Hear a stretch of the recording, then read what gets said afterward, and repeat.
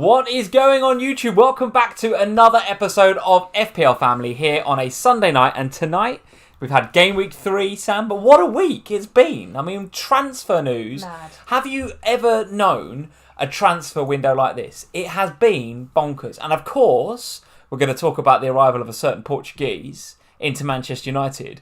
But the whole window itself has been bonkers, isn't it? We've had Messi, we've had all sorts going on. I just feel like the transfer windows get more and more bonkers as time's gone on. Like, Yeah. At the beginning, when there was transfer deadlines and stuff, it used to be just, there'd be a couple on the actual day. You'd have Harry Redknapp hanging out of a window, and the yellow ties come on Sky Sports News. And the last day would be mental and great. But now I feel like the last 10 days are like a deadline day. Yeah, but I think the last month has felt like a deadline day. And of course, this week, Manchester United fans, let us know in the chat how you are feeling about a certain Cristiano Ronaldo coming back into the Premier League. 36, 37 years young, but listen, I don't think that's going to matter. This guy is one of the fittest Premier League, fittest footballers in the world. I mean, what an addition. What an addition for Manchester United. What do you think his price is going to be in FPL? Well, judging by what they've done with FPL so far this year, they seem to have priced them to make you pick. Yeah. So, they put them in the same bracket if they're at the same club. So I wouldn't be too surprised if he came in at 12, the same as Bruno. 12? But equally, I think he probably should be more than Bruno. Yeah, I think 12.5, I think. But listen, we're going to find out over the next couple of days. If they're making the most expensive player in the game, would they? It would not. It absolutely would not. But of course, that's just one of the things we've got to discuss tonight, guys, because of course we've got a lot of premiums coming to the fore now. We've got Harry Kane coming back for Spurs today, starting against Watford. You've got Lukaku now, although he didn't get the points against Liverpool. I don't think it was quite the right week to bring him in this week, but certainly seen enough to suggest that everything that Chelsea do is going to go through Lukaku. And had that not been a sending off for Reece James, I think Chelsea had the better of Liverpool at the weekend. But we'll talk about that game in a bit more detail later on. If you're new to the FPL Family channel, here's what we're going to do. We're going to go through most of the games, maybe not all the games, but most of the games. Some of the games we haven't yet seen, right? We spent a bit of time at the Tottenham Hotspur Stadium today watching Spurs versus Watford. We picked up this new cushion for the new sofa in the Spurs shop, so you're very happy with that. But because we spent time at the game today, I haven't actually spent that much time watching much of the games on TV. So I do want to watch a bit of Match of the Day 2 tonight just to get a feel. We missed Burnley Leeds altogether, didn't we? Didn't see much of Burnley Leeds. Or I did see I've seen the goals. Actually, the Burnley goal was a classic. Doesn't get more Burnley than that. Proper scrappy goal. And then actually Bamford's goal was pretty scrappy as well. Although I did see Rafinha put one of the defenders on his absolute backside in the build up to it, which was sensational from Raf. So if you did watch the Burnley Leeds game, let us know, right? We don't know too much about that game. We'd love to hear your thoughts on Rafinha.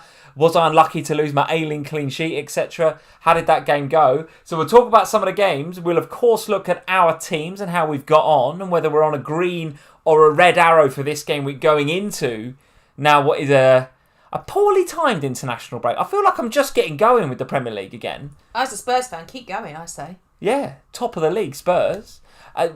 Do you ever remember a time when Spurs were top of the league after 3 games and Arsenal were bottom with 0 points? I love that you've said that. More on Arsenal later on, guys. I would love to hear your thoughts on Arsenal because, it's the first time we've ever started the season with 3 clean sheets. It's the first time in our history. What is going on at Arsenal? Oh my goodness. I've got to be honest, I do love it.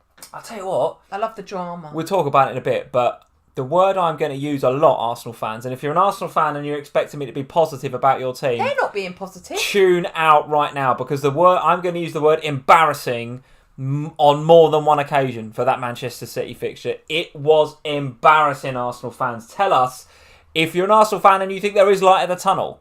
If the fixtures they've got coming up can lead to a bit of a revival for Arsenal, let us know because there is some FPL assets there that I'd like to have in my team. But right now, I don't want anything to do with them. I'm not touching them with a barge pole right now, Sam.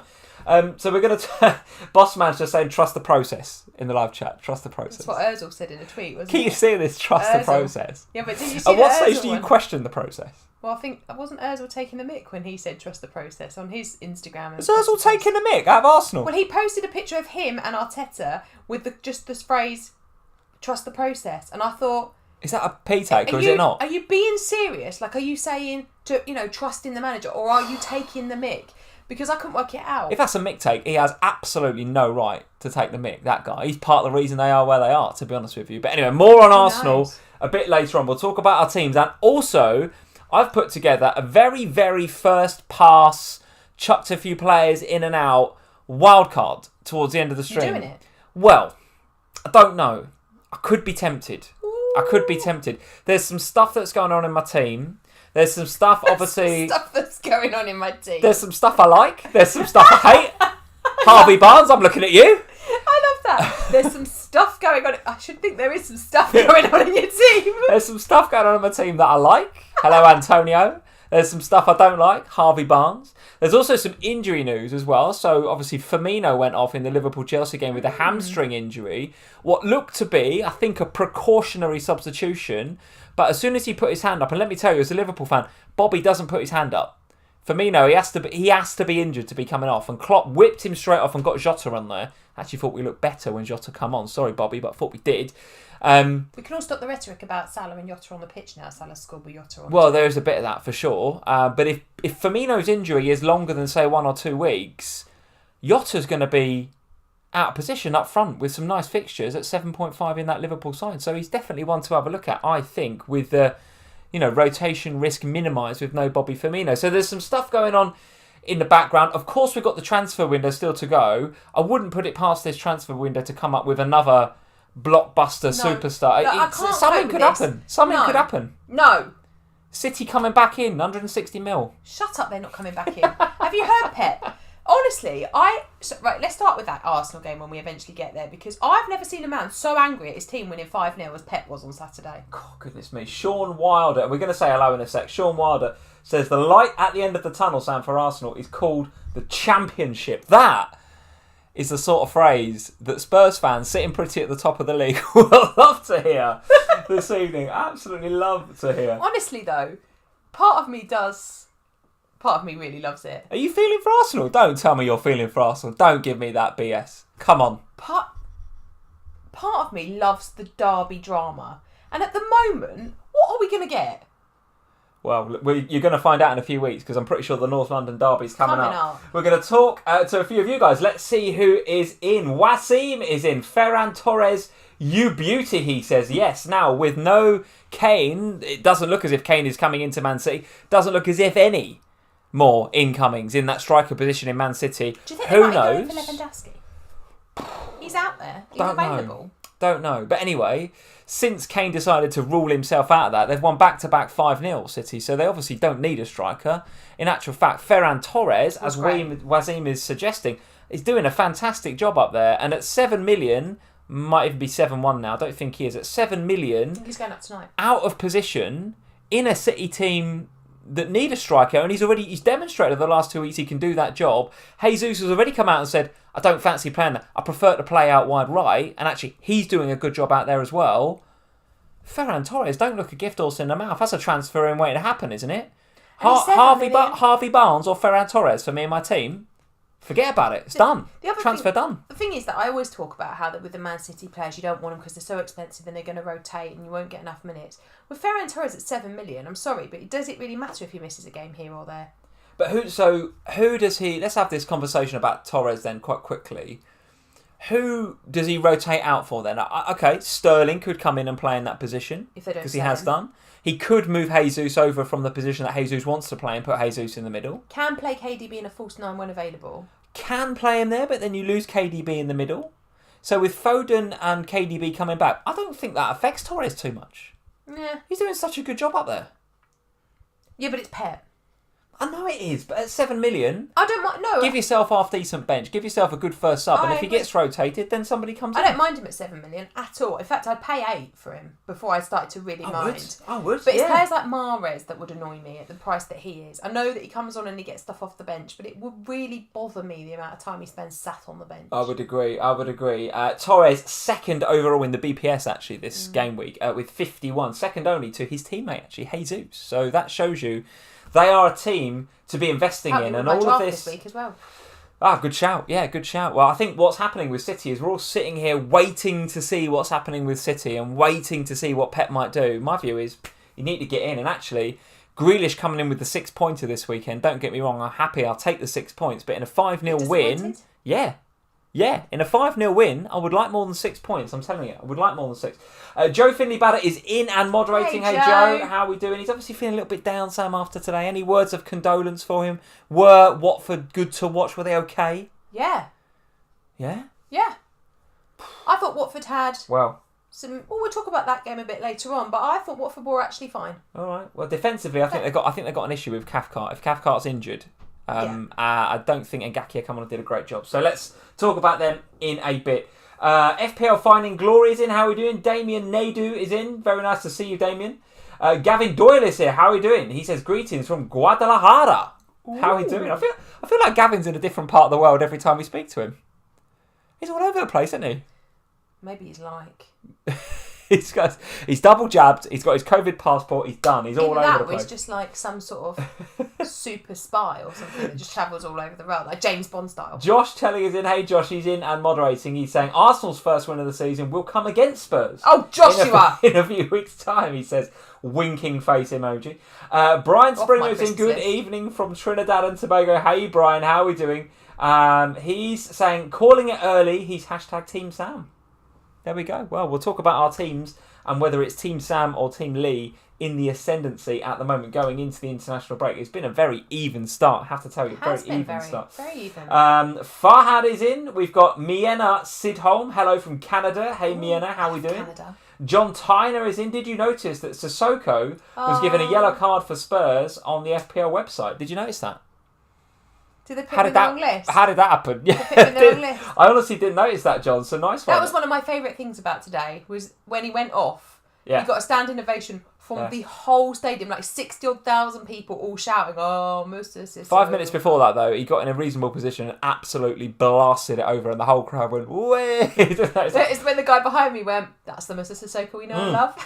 Yeah, every Spurs fan at that stadium went, "There he is." There's Sissoko. Ben Swain is in. How are we doing? Hello, guys. Would you keep Son past game week 4 or sell him to get a better striker? Well, this is going to be a lot of the rhetoric now over the next couple of weeks. And part of the reason I'm considering my wildcard is because I feel like I'm quite heavily loaded with Fernandes and Salah in midfield, and I want to get rid of possibly Grealish and Barnes. But I don't have that heavy hitter spot up front. I have Antonio, I have Ings, who I'll talk about in a bit as well. Another transfer out I want to make. You can see why I'm heading towards a wildcard. And I've got a 4.5 burner slot. Now, all of a sudden, Lukaku, who's going to be coming up against Aston Villa, without Martinez, by the way, because Martinez and Buendia have both said that they're going to go to Argentina, play for the international side, and they're going to strictly adhere to the quarantine rules when they come back into the UK. So they will miss 2 weeks, which are, I think, is that 1 game or 2 games? Well, the Spurs boys that have done it, Lascelles and Romero, will miss 3 Spurs matches. 3 while games. They're in quarantine. So this is a big thing to think about, guys, over the next couple of weeks, over the international break, is players that are going to play for their international sides may or will have to adhere to some of the rules coming back into the country. And Emi Martinez and Buendia have already said that they're going, so they will not play in game week 4. Another reason why I quite like Lukaku against a Martinez-less Aston Villa in game week 4 suddenly looks like a good captaincy option. But listen, who's getting ahead of myself. Is it Steer? Is it Steer? I don't know. Somebody can tell me who the sub Aston Villa goalkeeper is. Is it still that Peacock Farrell nonsense? No, I think is it still him? It's Steer, isn't it? Isn't it Steele at Brighton and Steer at Villa? All right. Well, somebody will tell us in the chat. I'm absolutely sure of it. Kyle Vineyard, thank you for the super chat, Carl. He says, is Ronaldo in FPL yet? He's not. He's not. Not past his medical yet? He's not passed his medical. I'm pretty sure, given the shape he's in, he's going to pass his medical. I think it might have been today. And he will get announced at some stage over the next week, I suspect, as a Manchester United player. Not in FPL yet, but he does say hashtag Coys, hashtag Team Sam, hashtag Kane, hashtag FPL. There's a lot of hashtags for you there, Sam. Kane will score 2 goals against Arsenal in the North London derby at the Emirates in September. Come on, you Spurs. So of course. Of course, that's why Kane missed that sitter today. Why? It's August. That's why, exactly. Kane does not do the business in August. That's what it is. Jed Steer is the backup keeper. Steele is, of course, the Brighton backup keeper, which we know because he's in my team. But yeah, Steer is the backup keeper that is going to have to keep Mr. Lukaku out in game week 4. And Mings has got a broken rib. All sorts going on. So there is our Twitter on the right hand side there. The Twitter at FPLFamily if you're not following us over there. Nearly at 46k, guys. So thank you for everybody that follows us over on Twitter. Sam, how's the Instagram going? We're about 200 away now from 10k. I feel like we've been teetering on 10k for a while. We've been doing about 80 a week for the last couple of weeks. So Come on, guys. If you're on Instagram and you're not interested in what I say on Twitter, which is the majority of you, I understand that. Go and follow Sam on Instagram at FPLFamily. And I have to say, Sam, one thing I have to say quite quickly. Oh no. The TikTok. TikTok, isn't it? Oh, the TikTok. What have you been doing now? I've completed it. I've completed it. I've done TikTok. I've completed it. It's finished. I nearly swore then. Very nearly swore. You swearing on a stream would be worse than Mark Southern swearing on the stream yesterday during FPL Black Box Match of the Day, which was fantastic. Before we talk about TikTok for a second, Mark on that challenge yesterday. Mark and Az on the Match of the Day challenge last night. Fair play, boys. That was absolutely brilliant. Quality, absolutely brilliant. In a week where I think Mark transferred out Ferran Torres and brought Lukaku in and Mahrez to do the Match of the Day challenge and then to do it live on YouTube. Fair play, boys. It was absolutely brilliant. I loved it. And Mark dropped the F-bomb a couple of times, which we obviously know Mark pretty well. That is not in his nature to do that. So it would be more out of your character to do it. So do not drop any F-bombs tonight. Right, if you've completed TikTok, what have you done? Well, I put up a video. I put up a few videos and I've had a few hundred views of each video. But the one I put up yesterday morning, can't remember what it was about. Was it Salah? I think it was Salah, yeah. Stop selling Mo Salah, basically. 91,000 views. Completed it. Done. When you get to 1 million views, then come back and tell me you've completed it. I don't even know what I'm doing on TikTok. But the Did you TikTok from the stadium today? No, I didn't. No, I should have done that, Why didn't you TikTok from the stadium? You could have TikTok. Evie would have done you a dance. I was too busy dealing with Evie, wasn't I? Evie was too busy nicking my 12 bites, wasn't she? It was just, yeah. The 12 bites you didn't want to buy. Too busy to TikTok, Sam, quite frankly. Glad we did now. So yes, if you're on TikTok and you want to follow my nonsense over there, it is complete and utter nonsense. I don't know what I'm doing, but the videos seem to be getting some views. So at FPLFamily over on TikTok as well. Them? Is it you? Have you watched your own video 91,000 times? Yeah, because to be fair, it's only 15-second video, so just keep it on loop. I'll just on another account through the night, keep it on loop. Yeah, that's what I do. GoPal, thank you GoPal for the super chat. 71 this week. Lovely. Very nice. Captain Vardy, that's ballsy. And Vice Captain Deli, let's talk Vardy. Well, we will talk about Leicester in just a second. I think I'm done promoting everything. Twitter, Instagram, TikTok. How's the Facebook going? Good. Done. Brilliant. Completed it. The Facebook is... You haven't completed Facebook. No one's completed Facebook. Let's have a look at some of the scores over the weekend and let's have a look at some of these fixtures then. I think... We've got to start with the City game, surely. Well, I don't want to get off on quite such a sour note. Just get it out of the way for all the Arsenal fans. The Arsenal fans can listen to this. Just rip the plaster off. And then they can go because... Well, perhaps you want to go now. Arsenal fans, I'd love to hear from you, and I honestly would, and this is not a pee take on my part. You're not doing through any stretch of the imagination. I'm not. I genuinely am interested in what's going on. And I must admit, when I saw those fixtures in game week 1, Brentford away on the opening day with Tony and the hype and it's the first game and the Brentford are at home, it's their first game in the league, I thought, that's a banana skin waiting to happen. When they lost that game, I remember thinking... What are they going to get out of Chelsea and Man City? They've got to get something, a point, out of one of those two games. And what's happened is they've been thoroughly thrashed both times. And in particular, the game yesterday, the 5-0, there was a marked difference between the way that Arsenal reacted to the Xhaka red card and the way that Chelsea reacted to the Reece James red card. If you want an interesting juxtaposition from the weekend... There's a word I couldn't say quite easily after a few beers. If you want an interesting juxtaposition over the weekend, there it is. The Chelsea reaction, which we'll talk about in a minute, which was magnificent to the Reece James red card, versus the Arsenal one, which was, I've given up and I'm going home. Tell me about this. I sat and watched this game. You went out halfway through, didn't you? Because you had to take Max to football. And I sat and watched this second half in utter disbelief at what I was seeing. There was a viral video knocking about where Ederson had the ball in his own area and it took Arsenal like 40 seconds to even close him down. I think it was 2 or 3-0 at the time. I mean, come on. I think Ederson touched the ball 3 times in the second half. And I'm not being funny, but that stinks of a team that just gave up. Now, I know they were down to 10 men. I totally get that. They were down to 10 men. It was a struggle. Yeah. Against top quality City who were on great form. But by the end, it was like City were in a training match against some under-10s. Like, honestly, they'd so given up. Even Tierney, at one point, he went down and I thought, are you actually injured? You're just trying to get off this pitch. Yeah. So in a minute, I'm going to ask you why, right? Because it's all, we can sit here and slag them off, but I want to understand why. Because the fixtures do turn for them now. So I'm looking at it. I'm thinking, well, Ben White's gone down. Smith Rowe's gone down. Should I be going back to these guys? And at the minute, I don't think I should. But I am going to pause because we've had a couple of super chats. One from Chintan Suchak. Thank you, Chintan, for the super chat. He says, hey guys, I'm at 178k. Very good. Nice. Very nice score. Very good overall rank. With a red arrow and 2 free transfers. Maybe Barnes to Rafinha. I like that. And Ings to DCL. Quite like that as well. I know it's early, but should I plant that seed in my head? I think those are seeds that you can quite easily plant. I think you're all right with those. I'm just really trying not to kick. Try not to kick the mics or the cameras would be good. Yeah, that would be good. Okay, I'm all right. So he's not done those moves. My issue is he right to plant those seeds in his own head? I think he's okay. I think it's fine to plant the seeds. My thinking is that actually it could be a good moment because, as I said to you last night, if you make a transfer, go early to avoid price rises and stuff, and something happens over the international break in terms of injuries or whatever, it is easy to just hit the wildcard button and deal with it all. Yes. That's my view. Yeah, okay. So plant the seeds, and if you want to make those moves, do it, knowing that you've got the wildcard as a backup. That's my to fall back on. All right, very good. Another super chat, a pink super chat. So thank you very much to VSG1, which is a new name. We haven't heard from VSG1 before on these live streams, but a pink super chat. So thank you very much indeed.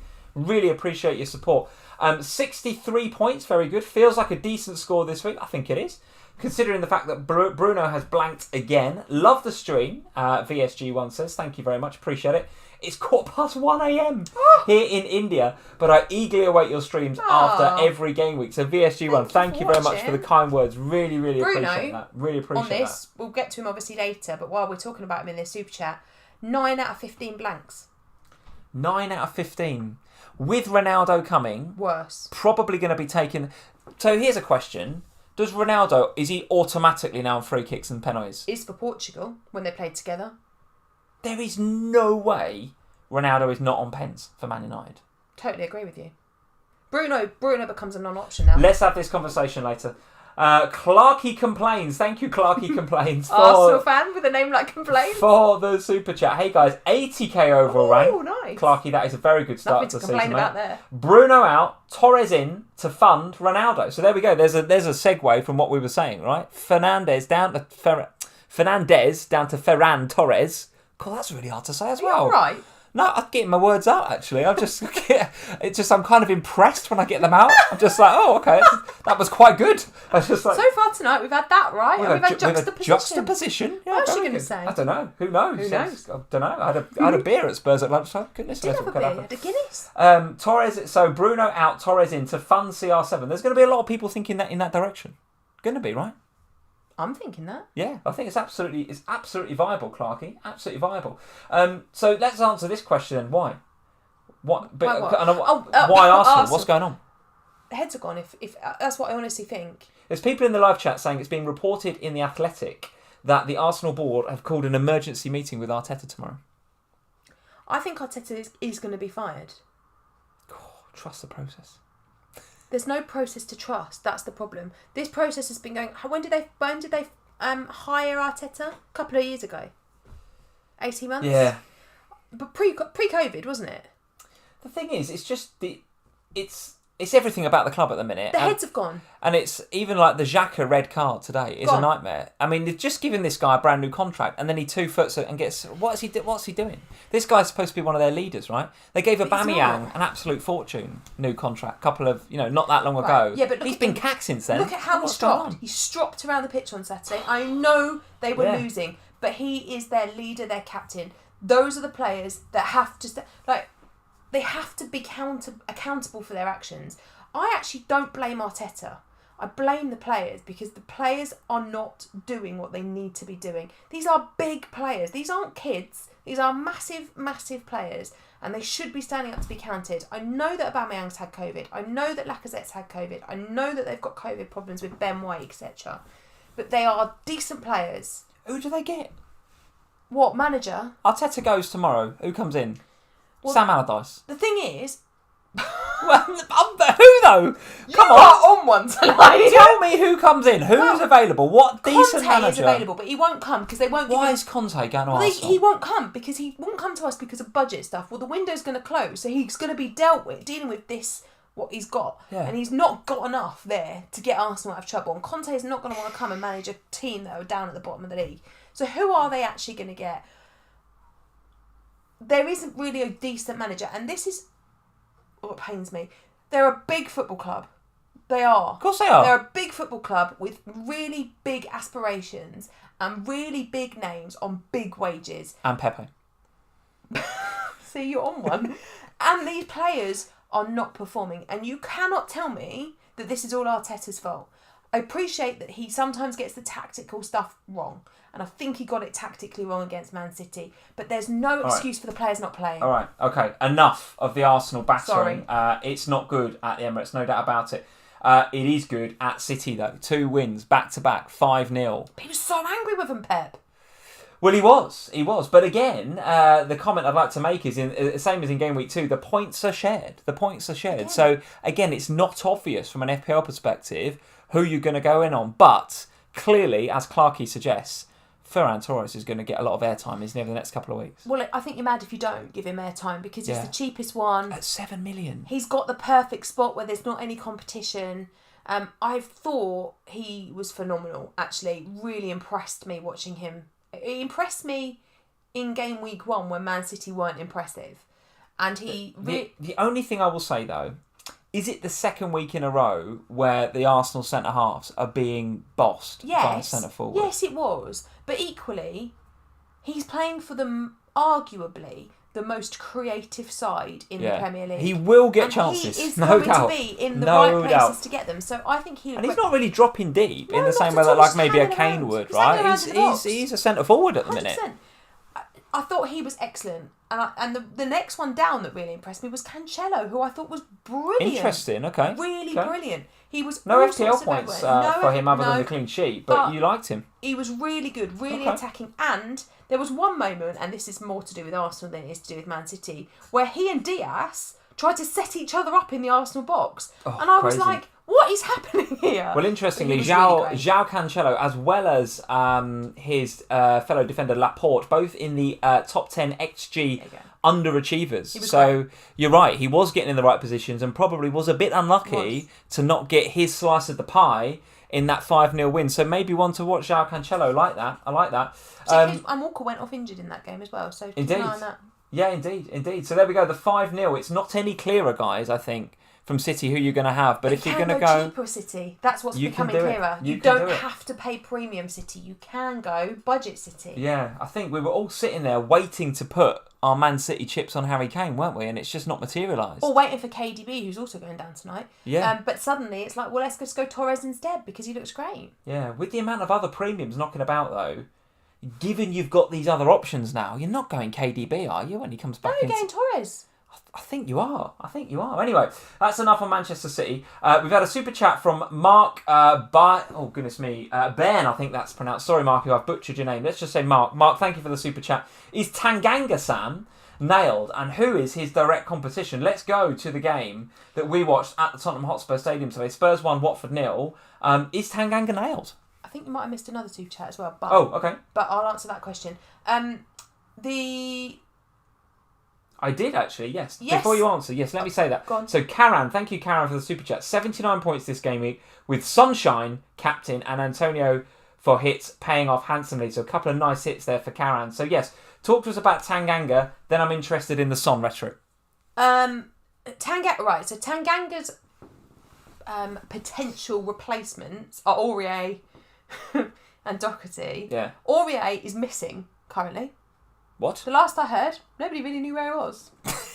I love this guy. What do you mean he's just missing? Well, that's a professional footballer being paid tens of thousands of pounds a week. You don't just go missing. They've told him they don't want him and he's got to find another club, basically. So he's having a strop? No, he's not having a strop. He has been in training, but his head's not there because he's trying to find another club. So he and his agent are trying to work What flag is that on FPL? Is that yellow, orange or red just missing? Purple.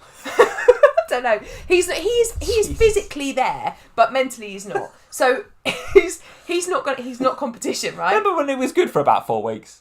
No. Aurier was good for about 4 weeks, wasn't he? Last season, yeah. When? And then there was about a 4-week stretch when he was good. Was there? And then, not anymore. But neither he nor Doherty. And also, Tanganga's playing, and you've got 3 back-to-back clean sheets. What's not to like? I think, of course, he's nailed. So this is the other thing, is that I think what we're seeing with Tanganga there is we've got 3 really solid defenders with Skip in front who are doing a great job, and they're allowing Reguilon to go down the other side and be attacking in the way that he would have ideally liked to be. And that's leaving 3 solid defenders at the back, and it's working really well. Like I said in the beginning of the stream, that's our first ever 3 back-to-back clean sheets to start a season in our history. So I don't think there is any competition from Tanganga. I think Tanganga is it.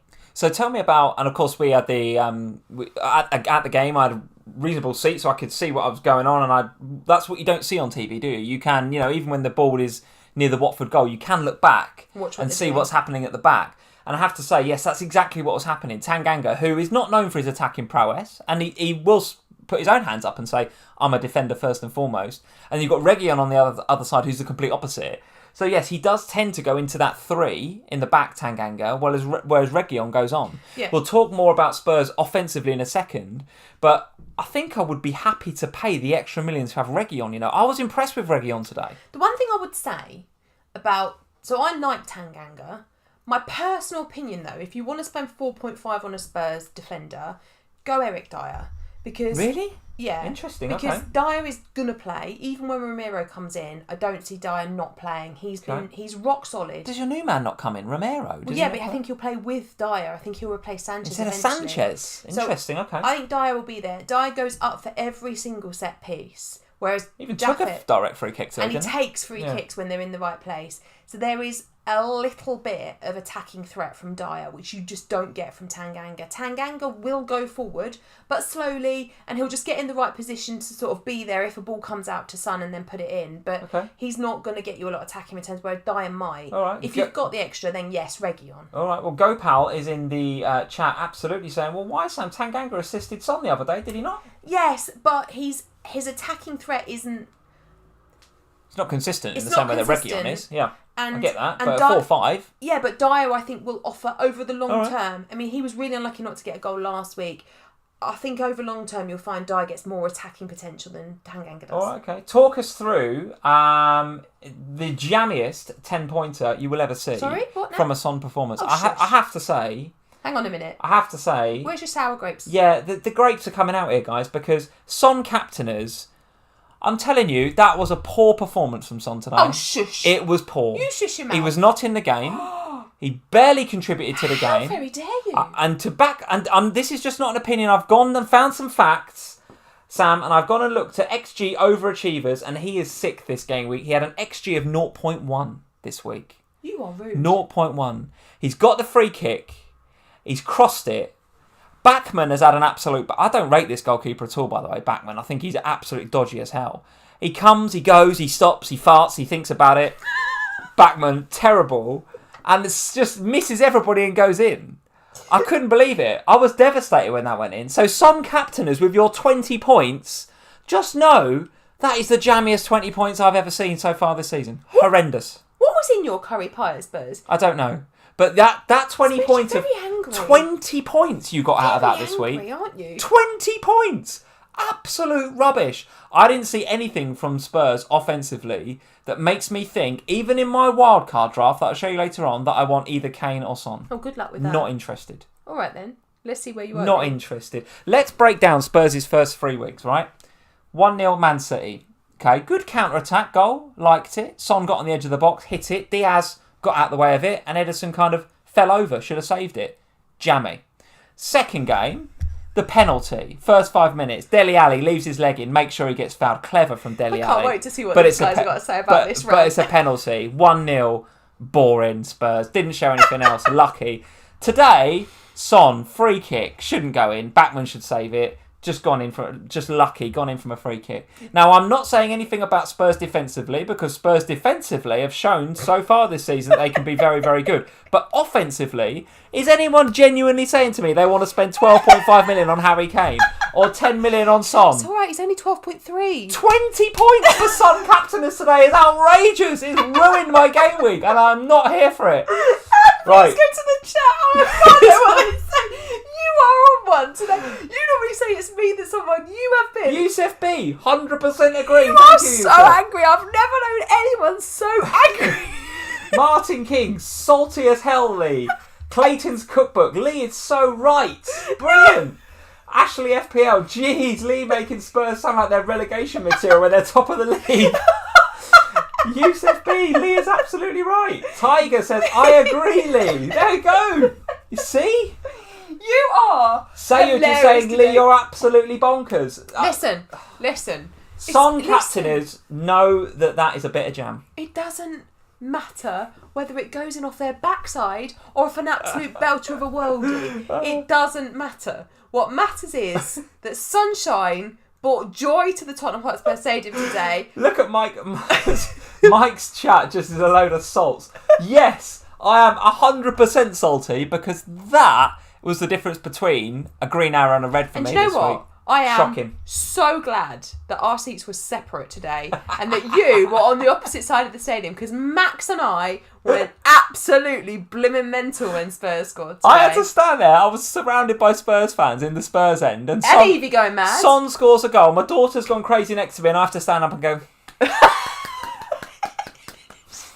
over there. It's so angry. I'm like, well done. And the thing well is, done, Hyunmin. I said to my brother-in-law, and we left the stadium today, and I'm chatting to Max, and we're walking out of the stadium, and I said, don't say anything to Daddy about the Son goal. And Max said, why? I said, because Daddy will be really angry that Son scored the goal. Dave P says, Lee, let it all out. Let it all out. This is what we're here for. Is it therapy? Is this therapy for Alan you? Katak is saying Son should get 3 bonus. Shut up. No, he shouldn't. He got 2, but how did he get 2 bonus? Scored the winning goal. Absolutely outrageous. What's wrong with you? Of course he's going to get bonus points for scoring the only goal of the game. 29 BPS on this week. Look, I don't even know how he got that. Look. Oh, man. Right, get back in your box for a second.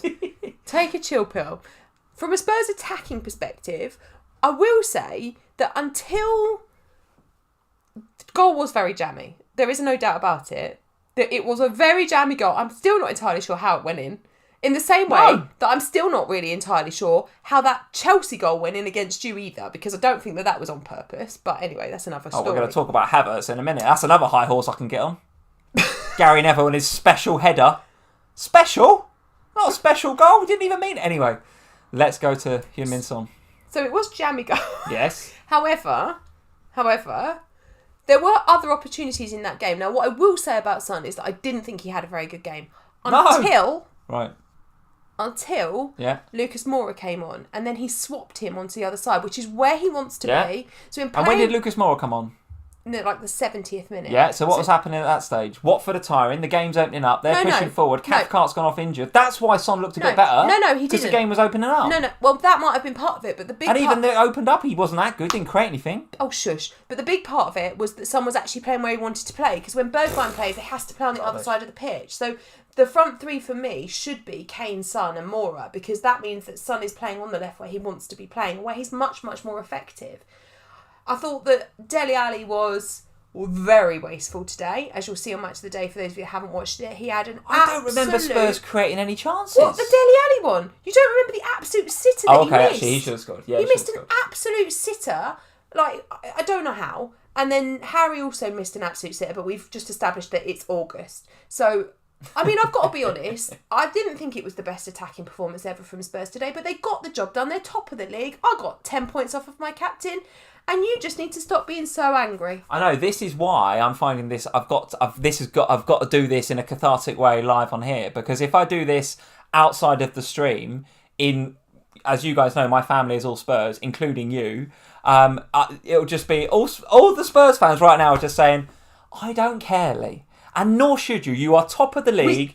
Three wins. We are top of the league. You're only one with 3 wins. Only one with 3 clean sheets. 3 1-0s. And you're top of the league. So absolutely, shoot me, next. Spurs fans, shoot me down, because I know you don't care. But I'm here to say, this is an FPL stream, and I'm here to tell you, I didn't think much about Son today. Anyway, we've got a super chat. We've got to move on. We've got a super chat. The Smiths 1986. Thank you, Azzy, for the super chat. He says, give some love to Big Ben Foster in the chat. Is Ben Foster back in the chat? Love it. He was in. I think he was in one of your scout videos, wasn't he? He was in one of my scout chats the other day, and I must admit, bring back Ben Foster in the Watford goal. Bring him back. He'd have saved that today. He would have From saved Son? it today. Bring back Ben Foster. I needn't have had all this angst about the Son captaincy if Ben was in goal. He'd have saved that. Do you know? And also, do you know what? Wouldn't you just kill for a Ben Foster? 4 million playing goalkeeper. Hell yes. Right now, Ben, we all need you for an FPL. Hell yes, Ben. If that is the real Ben Foster in the live chat, welcome and hope you're enjoying the stream, mate. Anything else to say? Anything else to say about this Spurs?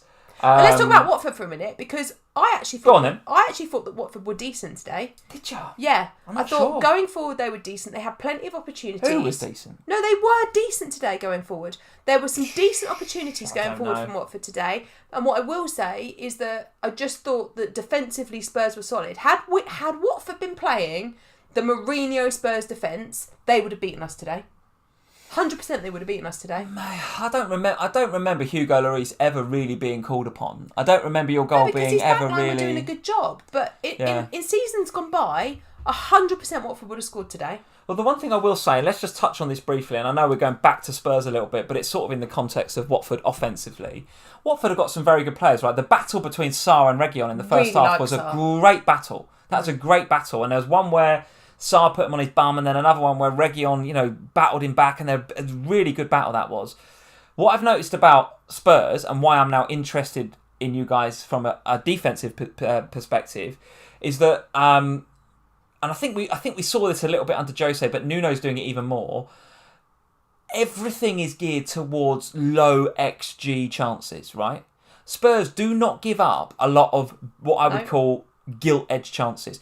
If you are going to score against this Spurs side, it better be a worldie or it better be something good. Yeah. They don't make mistakes and they keep you at arm's length, this Spurs defence. Yeah. They know what they're doing when they haven't got the ball and they know what they're doing when they have got the ball. When they have got the ball, Tanganga's in, Reguilon's pushing forward, and you've got Skip and Højbjerg come back into... So you've got those two centre-halves, central defensive midfielders protecting that back four as well. I actually don't think Sanchez and Dyer are that good. But you've got Højbjerg and Skip in front, just doing the business with them. And it's a good unit. And what Spurs are doing so far this season is they're defending fantastically well as a unit, and they're looking for a bit of magic or a mistake or a dodgy free kick or a Dele Alli dive to get the 1-0 so far this season. And they're not creating enough offensively. So that, just to round off my point, you can feel free to shoot me down, is why I'm not going to invest in Spurs in FPL right now. What, not defensively either? Defensively, I might. And I like Tanganga. I don't like Eric Dyer so much. What the hell's wrong with you? But I do like Spurs defensively because you're defending as a unit. Offensively, you're not creating much. I don't see a big haul in Son or Kane right now. I mean, I've had a couple of them. Yeah, that's again, what's so disappointing with Son today was that he gets the goal, does nothing else, but because no one else did anything else, he gets the 2 bonus points. The rest of his team was so guff that he gets the 3 bonus points. Look, I just don't... Let's go back to Watford for a minute, because I thought Josh King... Very quickly, because we've got to move on. I didn't think Josh King had that great a game, but it was his first game for Watford. Yeah, first game. But I thought Cucho looked really great when he came on. Cucho, yeah. Really great. Cucho Hernandez. There's a lot of Watford fans looking to get this guy a bit more pitch time. No doubt about it. He should get more pitch time, in my opinion. I thought he was really great. No doubt about it. All right, let's see if I missed a super chat. I think I did. Carl Vineyard, thank you very much for the super chat. Kyle shouts, Sam, he's got to find his caps lock key. When Ronaldo gets into FPL, I'm bringing him in. And Kane, show some respect for Sonny. Come on, you Spurs. Nice one, Sonny. Nice one, Son. Nice one, Sonny. Let's have another one. And this is what frustrates me, is because regardless of what I think or regardless of what I'm getting off of my chest, Spurs fans, you can shoot me down. Feel free to do it. You are top of the league and you have every right to be smug about it. All I'm saying is I didn't see much from Son that enticed me from an FPL perspective Great today. start from Nuno, though. I will probably be wrong. Another super chat from Chintan. Thank you, Chintan Super Chat. An orange one. Thank you for the orange super very chat. Very colourful today. Very colourful super chats tonight, guys. Very much appreciated. Really, really nice of you. Guys, I'm going to hit the sack. It's late here in India and my fellow countryman said, I bought in Ben White last week for the bench. Start him if fit against Norwich or Kufal against Southampton. Cheers, guys. Love the stream. So would you start next week for Chintan, Ben White or Kufal? That is the easiest question you'll have to answer. Kufal. Start. Is it Kufal, Sufal? I think it's Sue, isn't it? We get these names wrong every week. The West Ham defender. Start him. Sufal. Do not go near Arsenal with a very, very long barge can't pole see Arsenal keeping any for a clean while. sheets. Let's go to Liverpool then. So Liverpool won, Chelsea won. I'll give my view. I'll give my view in a minute, but let me know what you thought. What do you think? There's a lot of people selling Salah ahead of this game, Sam. Why? Well, I'll get on my soapbox this about this. This is the way the early FPL transfer cookie crumbles, right? Sell Salah at your peril. At your peril. Totally. Sell Bruno with Ronaldo coming, yes. Sell Salah, absolutely never, ever, unless he's really injured. I would not be selling Salah. I thought it was a really good game. It was one of the... No, in fact, I'm going to go out there and say it was my favourite game of the season so far. It was a top game. I thought it was quality play from both sides.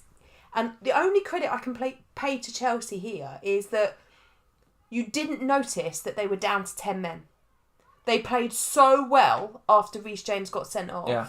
They stopped Liverpool having chances. Well, they did park the bus a bit. Well, of course they're going to, but they did it so well. That bus was a bloody good bus. It was brilliant. And even before they went down to 11 men, I genuinely think, had that not been a red card for Reece James, they'd probably come out of that game with a win. Had they not scored before the sending off, I think they'd have struggled to score. Yes, possibly. But I thought they were excellent. I thought Chelsea were really good. I thought Lukaku was trying to boss the Liverpool defence, and that is a very difficult game, Lukaku, to play against Virgil van Dijk. Well, he played off the shoulder of Matip a lot of the time. And actually, Matip played well against him. The whole Lukaku Van Dijk rhetoric, I didn't really buy into it much over the week because I knew that he'd be playing off a Matip. But you got the last week against that Arsenal defence. You saw how Lukaku can boss a defence, and we'll see that against Villa. He will boss them. But the Liverpool defence really stood up to it. Yeah, they were really good, and I was really impressed. But I equally was impressed by Lukaku and what I was seeing from him. So the whole team is geared around making Lukaku successful, yes, is it not? And absolutely. That's why I'm so interested in him. I know he's got some difficult fixtures coming up, and I know game week 7 is the time you're all thinking about investing in him. But I'm telling you, against Villa, he is a viable captaincy option without Martinez there. And I genuinely think Chelsea have got a bit of everything. Before we get to my boys, let's just round up that conversation with Chelsea. They've got to be title favourites. They've got everything, this Chelsea side.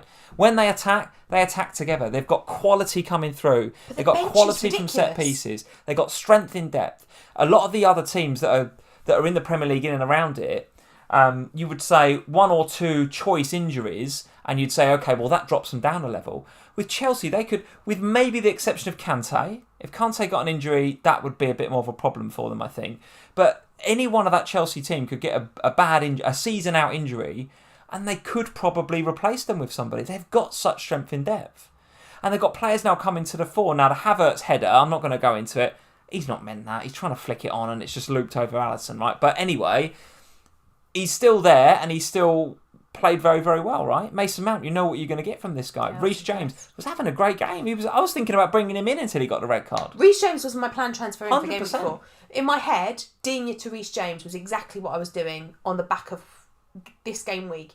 And when Reece James got sent off, I was kind of like, I don't know what to do now, because we saw Alonso again. We're still not seeing Chilwell yet. When's that going to change? Well, he seems to fancy the back 5, doesn't he? That's what he's going with. Well, he does, yeah, but I just can't. Can you see Chilwell sitting on the bench indefinitely? All I can say to that is it wasn't a Tuchel signing. Remember that. This is a Frank Lampard signing, Ben Chilwell. But he's quality. But Tuchel loves the flying wing-backs. He plays with the 3. He plays with a solid CDM when he's got one, and he has got the best in the world at Chelsea. So you can, when you've got Conte there, you can afford to take risks with that. You can ask your fullbacks not to do any defending. That's why I like Reece James as an FPL asset. Yeah. Don't bring him in this week, he's suspended. But when he's back, game week 7, if Reece James isn't in my FPL team game week 7, I will be astonished. He'll be back for me as soon as I can. And Alonso on the other side doesn't need to do any defending. All right then. So for a lot of people, if you don't wildcard this week or when? If you don't wildcard this week, sure. Okay. So if you decide that actually you do want to hold it for game week 7, and therefore don't do it this time around over this international break, where do your priorities go? Because obviously the main man at Chelsea is Lukaku. But just getting to Lukaku in itself is going to be a challenge. It's difficult, yeah. Because do you think he's worth 11.5 is the first thing?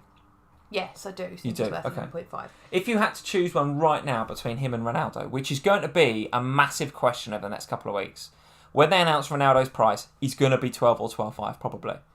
Ronaldo or Lukaku.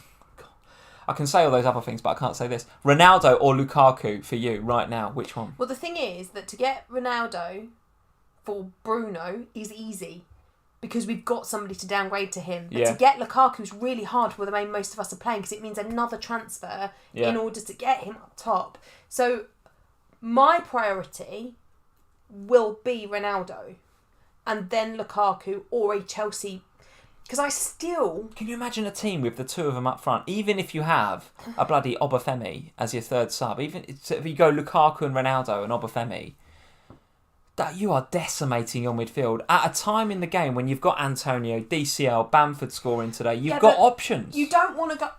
So my opinion is that you're probably going to have to take Bruno out to get either one of these. It's probably Bruno that's the sacrificial lamb. But do you want to go United-less? Because I think United are going to look brilliant with Ronaldo in there as well. So take Bruno out and to go to Ronaldo, it's easier, right? Because you're replacing a United with a United. But to take Bruno out and go Lukaku and no United, you're leaving yourself with no United, and that feels horrendous. Do you cover it with Greenwood? But can you? Because will Greenwood play with Ronaldo? I think that he probably will. I mean, based on what we saw today from Man United, it will be James that goes out, right? Ronaldo will play up top. It will be Greenwood probably will then go out wide right. But is he then as good? It's very difficult. It's very difficult. I don't remember having this amount of premium assets in FPL for some time where you want them all, right? You want them all. Because although I've just sat here and talked about Harry Kane and Son, in most seasons you'd want one of them, right? Especially with the start Spurs have made to the season. We've sat here and we've said, you've got to stop selling Mo Salah. All right, well, I'll have him as well then. Okay, well, Chelsea are built around Lukaku. Well, all right, I'll have him then. So it's impossible. My view is, these are my own views and not necessarily things you should do, but I am going to try and go without Lukaku. All right. Instead, I'm going to go Mason Mount. Do you think that and we're going off topic a bit, we need to get back to the games in a sec, but do you think that the amount of premiums that we've got might change the way you play FPL a bit this season in terms of the whole kind of... I don't want to call him out because I appreciate that he bought Kane in this week and captained him late riser, which is obviously not a good move.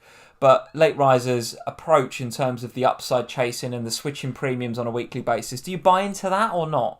It's not something I've ever done. No. It's not something I ever thought I would do. I don't like it personally. I don't either because I'm worried that I'm going to do what Late Riser did today, basically, and bring in the one that looked good for the fixture but then doesn't do anything, and at the same time you've got somebody who does. So my issue is that I said this to you and I said it to Josh when we were talking the other day. I feel like this might be the season where we all spend more time moving and switching our premiums around because there are nice runs of fixtures for different players at different times, and if you can be loyal to them for 5 weeks or so over a good fixture run, you will get returns. You might miss returns from others, but then you switch on to another good fixture run and you do the same again. And it will mean our team values never really get going because we'll be in and out with our premiums rather than holding them.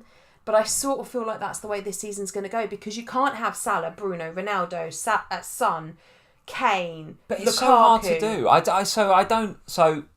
I don't like the upside chasing thing. I don't like that, right? I know a lot of you guys do, and Late Riser is an awesome FPL manager, right? So I'm not sitting here saying he's wrong, but I don't like it because the whole premise of a premium asset is that they can do it in any game. Yeah, I know that. In actual fact, they are big game players. So you see a difficult fixture on the ticker, they can do it in those games. Absolutely. That's why they're Ronaldo. That's why they're Salah, because they can do that. Yeah.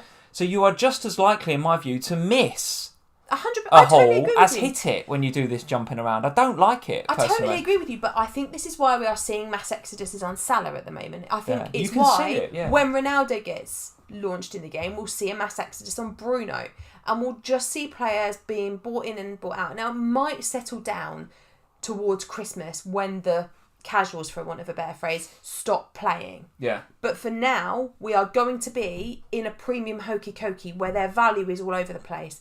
And you're either going to have to jump on board with the switching and changing, or you're going to have to hold your nerve, pick some, and stay loyal to them. Be patient. And hope that over the course of the season, that pans out. Yeah. Which is why I like Lukaku, because he's just nailed. He's going to play. The whole team is built around it. But then you could say that about Ronaldo. Ronaldo's not coming on to coach Greenwood and be on the bench. Then? Well, I ain't selling Salah either, am I? So that's where you are then. Like, then you're with 3. And I'm telling you, it's impossible. Because I've got... See my wildcard draft in a minute. Okay. But I've got a team currently that's got Salah, Bruno, Son and Trent. And you're scraping with the rest. Difficult. So the Liverpool 1, Chelsea 1 game. Second for chances created in the game week. Trent Alexander-Arnold had a good game, so no panic there, I don't think. So again, you want to fund these premiums. My advice personally is do it somewhere else. I still think Trent is worth the 7.5. 2 bonus points, I think, for Trent as well, despite conceding the goal. So that tells you everything you need to know about how many chances Trent's creating with the 6 this week. What else to say about Liverpool in this game? How are you feeling about Jota now? If Firmino is out for a few weeks, you want Jota at 7.5? Can he cover Salah? No!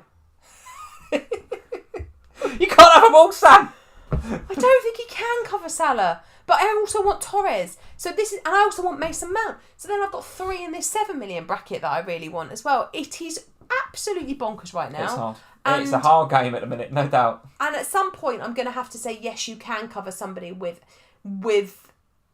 the cheaper version of themselves. And at the moment, I'm thinking I'm going to do it with Lukaku and Mount. All right. And then I'll just cry every time Lukaku scores.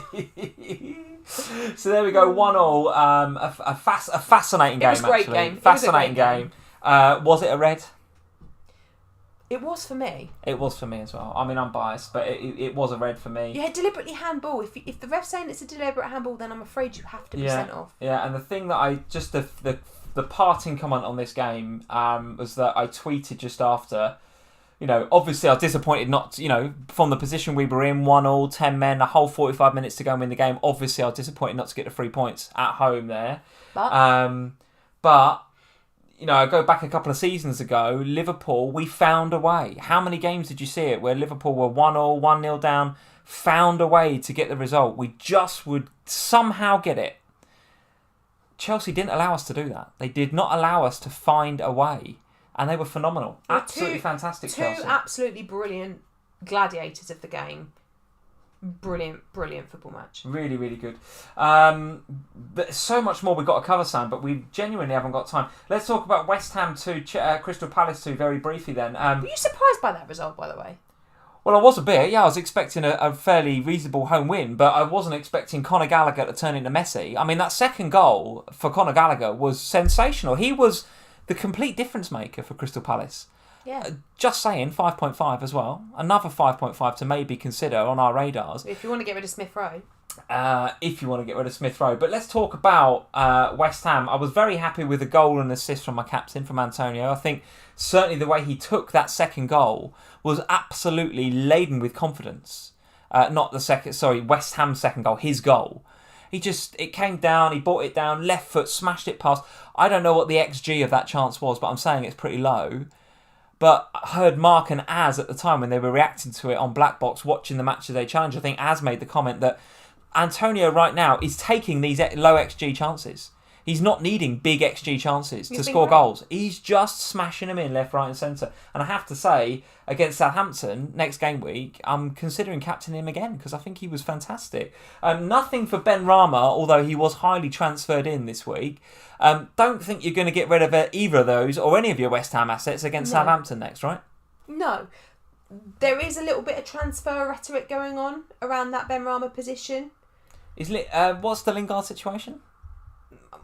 It's stalled a bit, but there's another one they're trying to bring in. They've tried to sign somebody else that's also in that position. So I don't think they'll both come off. But if they ended up with that other guy and Lingard, that could be problematic. But Ben Rama's been so good, I can't see him being dropped. He's been great. And he made some good opportunities in this game. He was in the right positions again. It was just one of those games where he didn't return any points, but that didn't mean he had a bad game. He absolutely didn't. So I'm not panicking on it.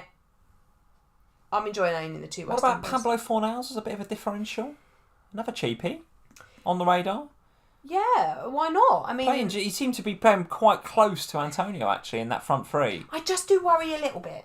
That Why? Do we want, because we're 3 game weeks in now. We're much closer to the Europa League kicking off, and we're talking about upping the West Ham involvement. I think 2 is enough. If you didn't, I would say so. Yeah. If you owned Antonio but not Benrahma, then yes, I think you could go Fornals as a differential. But I don't think you'd want all 3. All right. Okay. Another super chat from Evan Forbes. Thank you, Evan, for the super chat. He's got about 2 million in the bank. Oh, nice. Wants to do Greenwood to Torres, Bruno to Havertz or Son, and then Danny Ings to Ronaldo. What do you think? Love the streams. Thanks, Evan. So there's his Ronaldo plan. It's Greenwood to Torres, so a slight downgrade there for Greenwood, which I don't think if that's CR7's coming in, then maybe that's an okay thing to do with Greenwood potentially going a bit wider.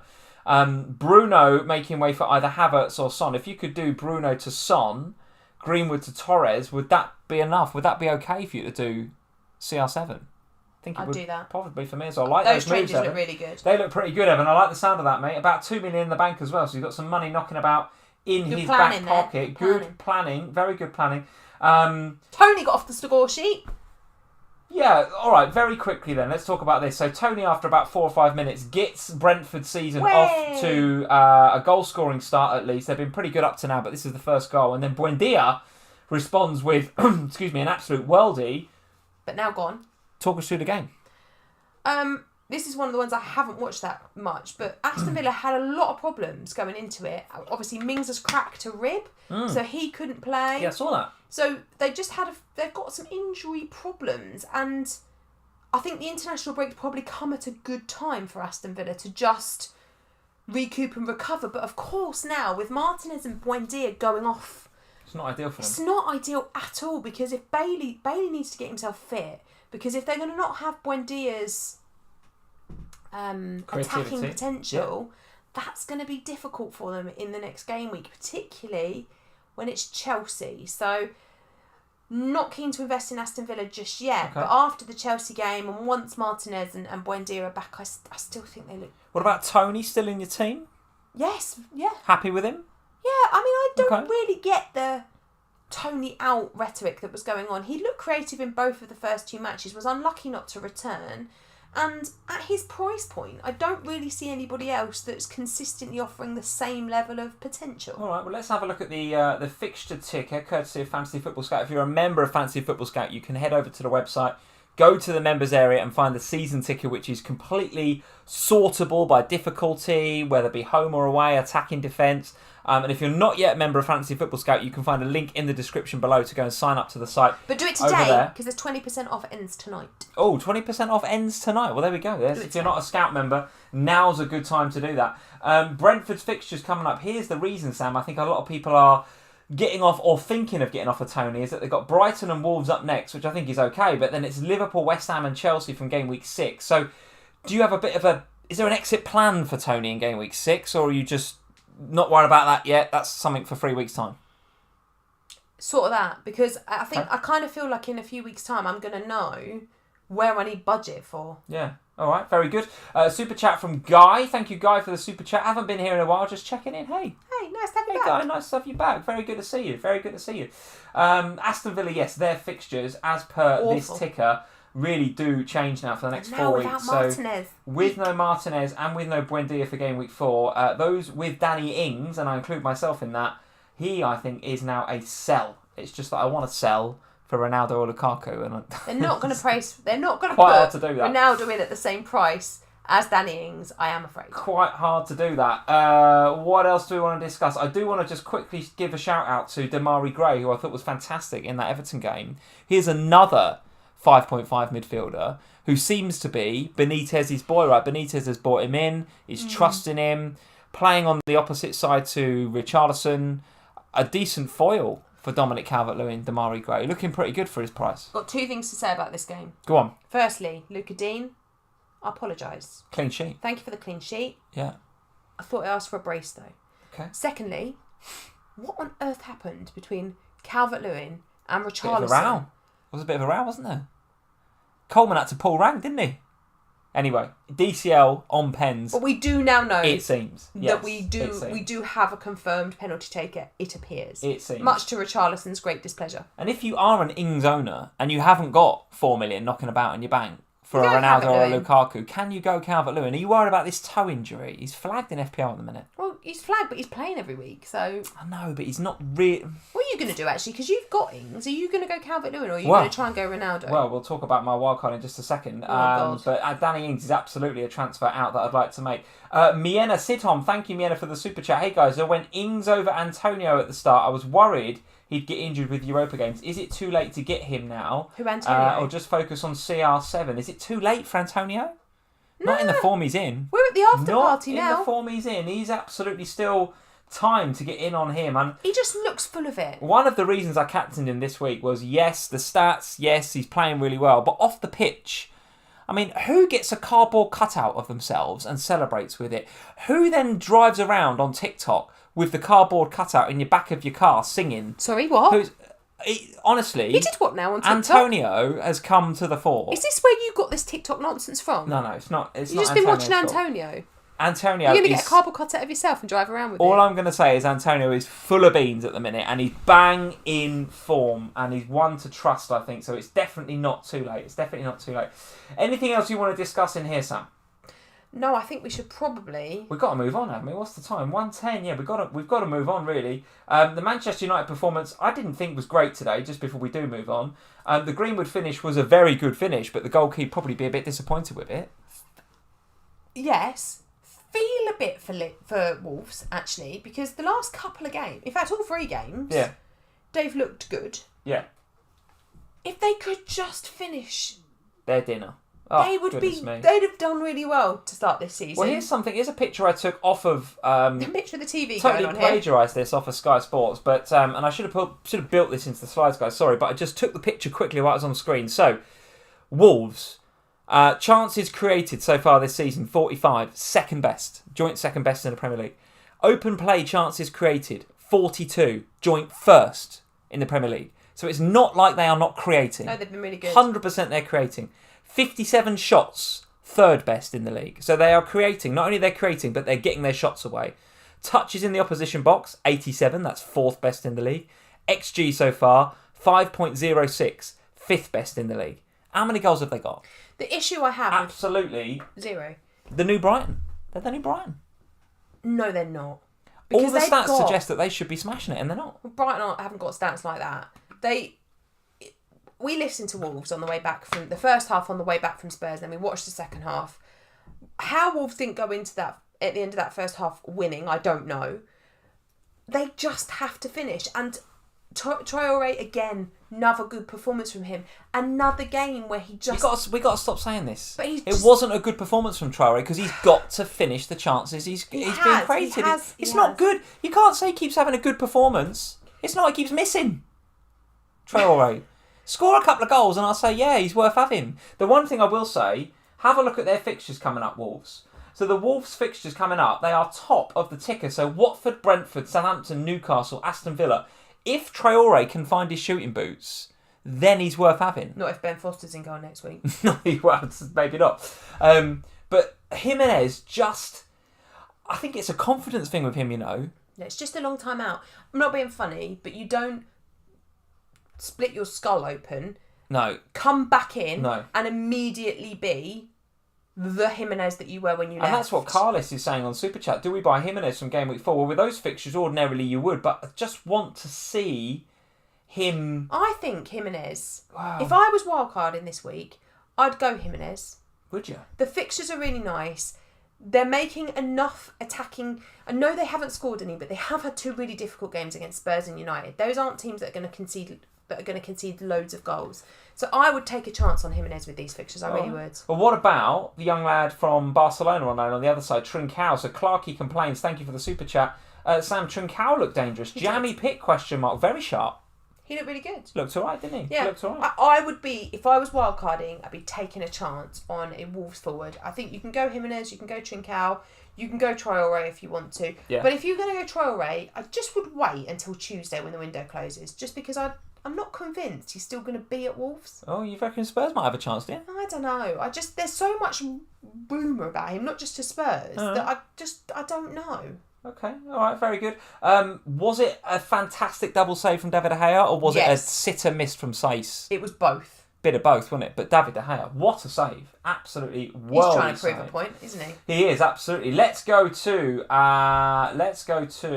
here. So let's go and talk about our Patreon. Patreon.com /FPLFamily. So the first thing I'd like to say to you is do not sign up to our Patreon in the next couple of days. Wait until September the 1st, guys, because if you do wait until September the 1st, which is Tuesday? Wednesday. Wait till Wednesday next week, because once you sign up to us on Patreon, you'll get them the full month rather than being charged for the last couple of days in August. The competition's already finished, and then you'll get charged again on September the 1st. So wait until Wednesday, but if you would like to come and support us over on patreon.com /FPLFamily, get all the bonus podcasts, access to the Slack chat, entry into the competitions, or one-to-one Zooms with Sam and I about your team over the international break, then patreon.com /FPLFamily, links in the description below, is the place to be. 3 different tiers, $3, $5 and $10.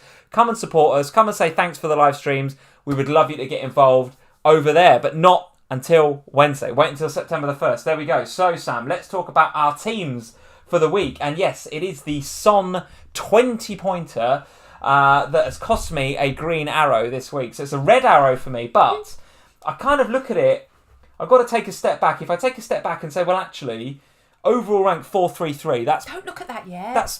Well, I can't help it. And I actually think 433, based on previous seasons, I probably would have taken that after the first 3 game weeks. You said to me if you just said to me, beginning of the season, you'll be in the top half a mil after game week 3, that's a solid foundation to now go and attack game week 4 and onwards from there. So I'm pretty happy with that. 62 points is okay. Son was the big problem, right? Son was the big problem, not having him, and Greenwood hurt me as well. So actually yesterday was really good, but today not quite so good. So my overall rank is down from something like 350 to 430. It's down 13%. It's not the end of the world. It's a pretty good game week. I think the average in the top 1k or the top 10k was about 62, 63. So I'm okay with that. Now what I've got to decide is, what do I do with this motley crew? Do I go for the wild card, or do I just take maybe a transfer or 2 to sort out a couple of bits of dead wood in there that I don't want? Because I'm looking at my team and I don't want Harvey Barnes. I'm looking at my team, I'm thinking, is Torres a better option than Grealish?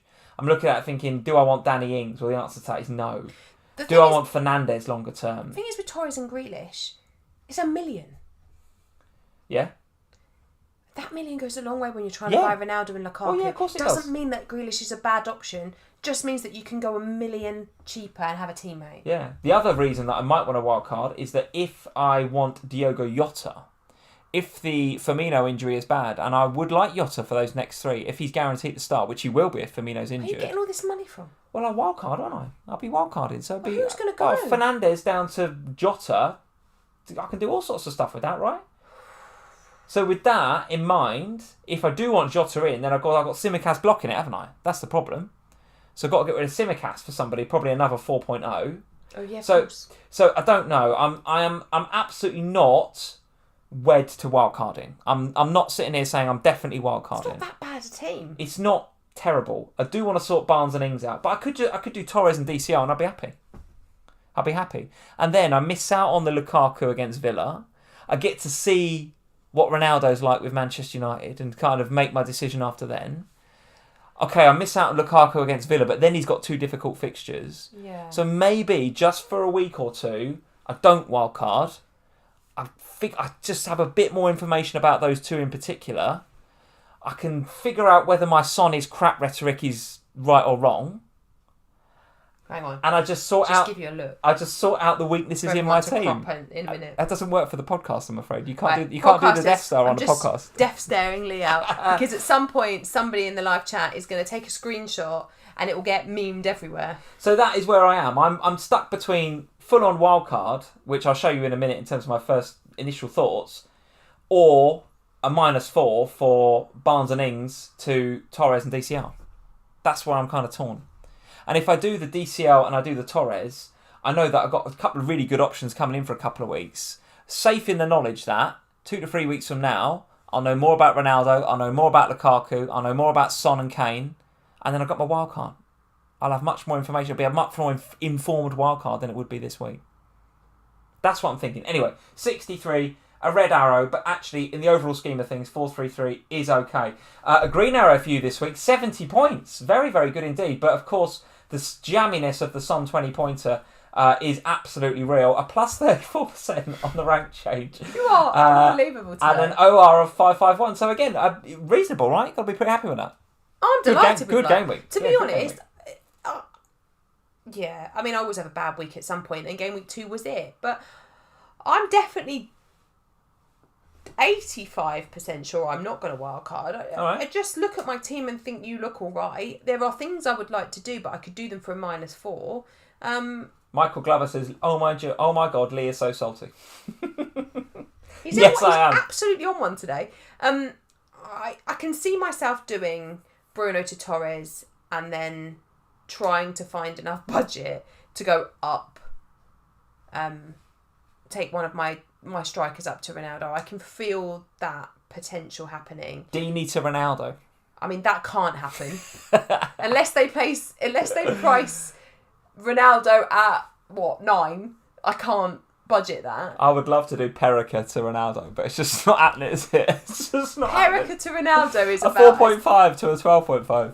It's about as unlikely as it comes. Anybody got 8 million they unless can spare. FPL accidentally price him wrong and we all getting him in quick. Ronaldo he is talk about mix it up. Oh my God, mix it up. We're all sitting there thinking, right, how do we get to Lukaku? We did a whole segment on the FPL show last week about Lukaku or Kane.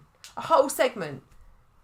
And then the day after, CR7s. 24 hours later, well, now it's not just Kane versus Lukaku, is it? It's Kane versus Lukaku versus Ronaldo. Right, let's not have any more of that conversation. I'm all right, I think. 551 is all right. I mean, the bench is still rubbish, but at least I'm not getting loads of points on it this year. Yeah, you're pretty sure you're not going to be wildcarding. All right. Although I am going to, like you, join you in the... I've got a Watford player who no longer plays for the club. That's a problem. It's a problem. Let's talk about this possible wildcard that I've put together, and I will reiterate again, guys. This is proper early doors thinking in terms of my wildcard. Now you probably wouldn't have seen this, so let me turn the laptop. No, it's all right because I can read the players even if I can't see them. Yeah. So here's a few. So in terms of my ins and outs, what I was trying to do was trying to get a team that enabled Lukaku. What the hell is Ben White in there for? Well, listen, you've got to make sacrifices. If you're going to go with Salah, Fernandes and Lukaku, you have to be prepared to make sacrifices. And Ben White is not a player that I'd like to have, but he rotates nicely with Tanganga, and there doesn't seem to be that much value in defence. I take your Ben White and I raise you Shane Duffy. Duffy, don't give me a Duffy. So that's what I'm thinking now in terms of Torres. I spoke before about Gray. I quite like Gray as well. There's a Cody comment there. I keep my West Ham boys as well. People are saying Cody, nice. Etc. The guys are saying they really like your what the hell is Ben White doing there? So that's some initial thoughts, right? So Barnes, Grealish, Ings, Tsimikas and Shaw go out. They all go out for different reasons, right? And bring in Ben White. Well, Barnes and Ings are the two that I want to go, right? And Grealish is the one that I would swap basically for Torres. Oh, just hit the mic. Sorry, podcasters. Tsimikas, obviously, I need to get rid of him because for obvious reasons, and then Shaw is a bit of a sacrificial lamb. But you getting rid of Luke Shaw? Would come Torres and Gray, obviously Lukaku, and then White and Tanganga at the back. So there is quite a lot of sacrifice to be made for Lukaku, but that is one way that I would be thinking about getting him in. And okay, so here's another question for you. Ciron gets priced at 12. Yeah. Bruno down. Yeah. To whoever. Yeah. Where's Ciron sitting there? Instead of are you going to try and take Bruno down that much? Is that Tony? That's Obafemi. Oh, hell. So I'd probably have to do Obafemi up to Ronaldo and Fernandes down to... You can't do Obafemi to Ronaldo. But you can't then have Salah... You can't have Salah, Lukaku and Ronaldo. You can't do it. Okay, so I'll go back again then. Are you... right now, Lukaku or Ronaldo? JP just says, I literally waited all show to see Lee's wildcard and I'm very disappointed. That's that, JP. Sorry to disappoint JP. We'll build another one, a better one. Well, it's not got Ben White in it. Well, I just feel like... Did you do this after Son scored? Did Son score? Yeah. Did it upset you that much that you thought, I know what I'll do? I'll bring in Ben White. The thing is, I look at it and I go, there's some proper big names going out there, like Grealish and Ings and Shaw, and then I'm bringing in White, Tanganga, Gray. It's just like there's a lot of sacrifices there if I want Lukaku but also want to keep Salah and Fernandes. It's so hard to have 3 premium assets. It is so hard. So would you be prepared to sacrifice Trent? No. Because a lot of people will be thinking about that, won't they? A lot of people will look at Trent and think, shall I go Robbo? Cy Burdett just says, that wildcard is a shocker. Amid Ared says, swap Ben White for a bag of crisps. Give me a bag of 12 bites for him. Seth Blacklock says, WTF is this then? So, appreciate you guys. JP says, sorry Lee. Don't be sorry, it's absolutely fine. So that's why I'd be going at the back. Livermento, Ayling, Tanganga, Trent, and a bag of crisps at the back. That's what I'm thinking. I don't object too much to it. The live chat clearly does. I'm getting pelters here. In that I can see what you've tried to do. I'm trying to have the free premiums and I'm trying to find value elsewhere, aren't I? That's what I'm trying to do. And I can see that. Bevan is saying it's an absolute shambles. Gianpaolo is saying real shocker of a team, that Lee. But Mike Dye is saying, oh dear, what happened to that wild card? And this is why I don't think your team needs a wild card, to be honest. Yeah, it just needs sorting out with Ings and Barnes, doesn't it? I think what we're all doing is panicking because suddenly we've got all of these massive names in the game. Imagine what would have happened if Messi had come as well. We've got all these massive players and we're trying to find a way to do it. And the reality is that in getting 4 or 3 of them, the compromises are huge at a time where the mid-price players are banging. Yeah. And I'm not... You've got the Yottas and the Greenwoods and the Torres. Even Rafinha maybe we only thought about, right? So you're Ben Rama, Antonio, Dominic Calvert-Lewin. There's so many of them in that middle price bracket that have been great to start the season. And we're basically talking about shipping them all and replacing them with nonsense like Ben White and Lukaku, Salah and another. And for me, I'm not prepared to destroy what I like about my team to fit Lukaku in it. So why not just go Salah and Fernandes down to Jota and Greenwood and then have the big boys up front? Which is a perfectly valid strategy, except I would not lose Salah for Except you would not lose Salah. But I would sacrifice Bruno for Sebron. It sort of feels like that is the way a lot of people are going. You know Fernandes is going big against Newcastle. You just know it. You just know it. It's going to happen, innit? Ronaldo will start. Fernandes star of the show against Newcastle, game week 4. After everyone's sold it. So there we go. So that was. I'm really pleased that you all love my wild card. Thanks for the comments and for ripping it apart. I was. But isn't that what you wanted? Wouldn't you have preferred that? Would you not? I mean, yeah. Otherwise, I'd have hit the button tonight. And we can all sit there and lie to you. But equally, Cy Burdett says, "Is this Lee's Arteta moment?" Are you Arteta? Am I Arteta? Where is I'm Arteta? angling for the job. I'm angling for the job. I would absolutely love it if you were the next Arsenal Get me manager. in, Kroenke. There we go. So there we go. They would get relegated. The wild card being absolutely ripped apart there suggests that probably I won't do it.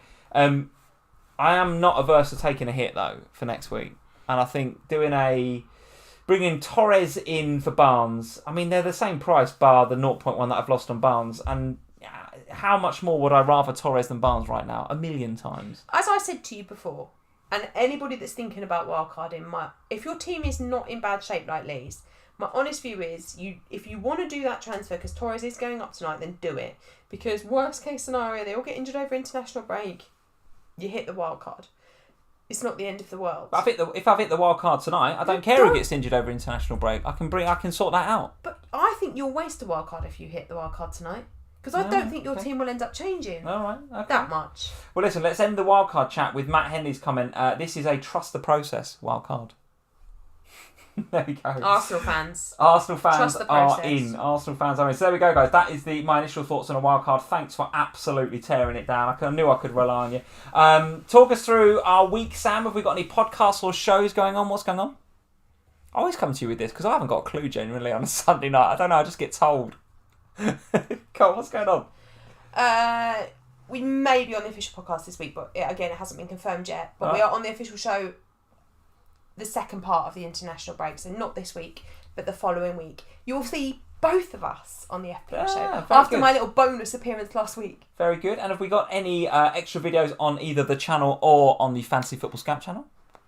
Yeah, so we have a new series out on the Fantasy Football Scout channel. It's called the FPL Big Question. So every week we'll be tackling the big question. I imagine that this week's question will be... Can't imagine it's anything other than Ronaldo. C-Ron, probably. Yeah. It was Lukaku last week, so we'll be looking at C-Ron probably this week, I imagine, when it's all confirmed. This week on our channel, I'm going to put out some videos, but I don't know yet what. Because normally I would do a jammy pick and a top points pick, but we have no... Do you want to do a video about my wildcard? No, I don't. So we will do... Can we do Ben White versus a packet of crisps? I actually probably will do a wildcard... Draft that's video. Better than that. And I'll probably will do one of these where I look at different drafts. Will it have Jacket Tanganga? Probably. Will it have Ben White? Absolutely bloody not. So I will. Yeah, I'll do. There will be an FPL draft, wildcard draft video that comes out looking at potential wildcard picks. That will happen. But if anyone else has got any ideas of what they would like, either stick it in the live chat or stick it in the comments below this video. I'll have a little look and we'll get some videos out over the next couple of weeks. There we go. All right. So guys, thank you for joining us tonight on another bumper episode of FPL Family. Lots to discuss. Lots going on. Will we be live streaming next week? I think we'll probably have a little break next week because we've got the international break. Probably. And then back in a couple of weeks after game week 4 to have a look at how all the fixtures went down in game week 4. If I wildcard... We'll probably have a live stream next week, but I don't think I'm going to. Based on what you guys have said, based on how you've ripped it apart, I'm probably not going to. But listen, watch this space. Get onto Twitter at FPLFamily, FPLFamily on Instagram, and most importantly, FPLFamily on TikTok. Because... Can you do a little TikTok at the end of this video with just the salt canister? With just the saltiness. Could happen. It could happen. So get over to TikTok and follow the 427 people that are now following us on TikTok, Sam. TikTok is going to overtake Facebook. No, it won't. It will within days. By the end of this international break, TikTok will be overtaking Facebook. I think you need to go to bed. It's been a long day, innit? You are on one tonight. Absolutely on one. You normally tell me I'm on one. Tonight, Mr. Bonfield, you have been on one. Even the guys in the chat think you've lost the plot. And you can tell because the wildcard was that crap. There we go, guys. Ben White in it. Thanks for joining us this evening. I hope you enjoyed the show. Leave us a like before you go, and of course, if you're new to FPL Family, hit that subscribe button. Don't leave us a subscribe. I don't know how you do that. Hit that subscribe button and the little notify bell, and we will see you in a couple of weeks from now. Cheers, guys. Bye, guys.